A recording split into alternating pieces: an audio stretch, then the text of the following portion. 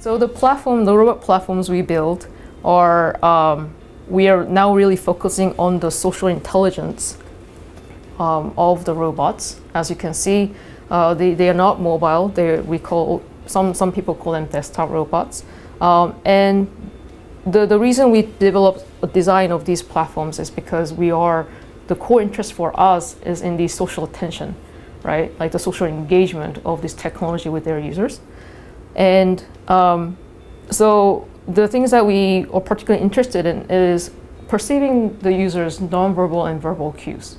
So not just the communication, the verbal communication or like dialogue turn takes, but also analyzing what kind of nonverbal cues people output during the conversation or any shared task, right? So for example, when we are talking to people, we gaze at them, signaling engagement. We nod when while you're listening.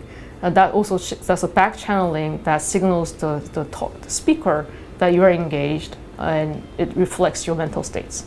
Same as the speaker, right? The speaker uses nonverbal cues like the gestures, the facial expressions, and the same sentence with different sentiments signals different things.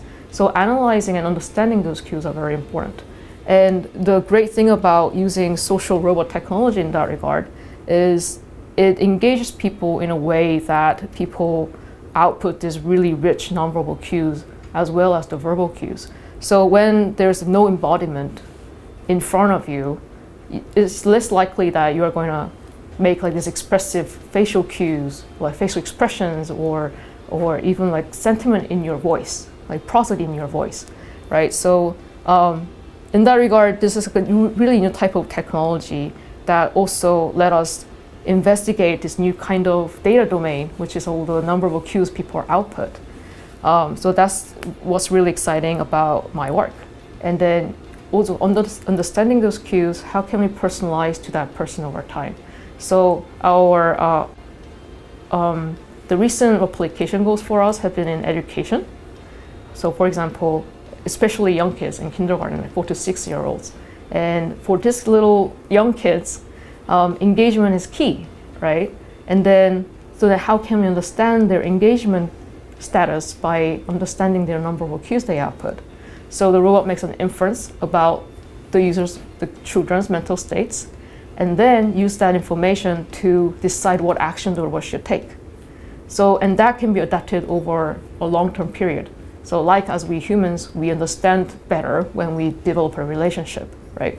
So then over time, when children develop a relationship with the robot, they start outputting different cues. So then how can we adapt to those new cues and understand their engagement, and then use that information to provide them with the learning materials, because we can understand whether this learning material is too hard or too easy for them, because that is also when the engagement fails.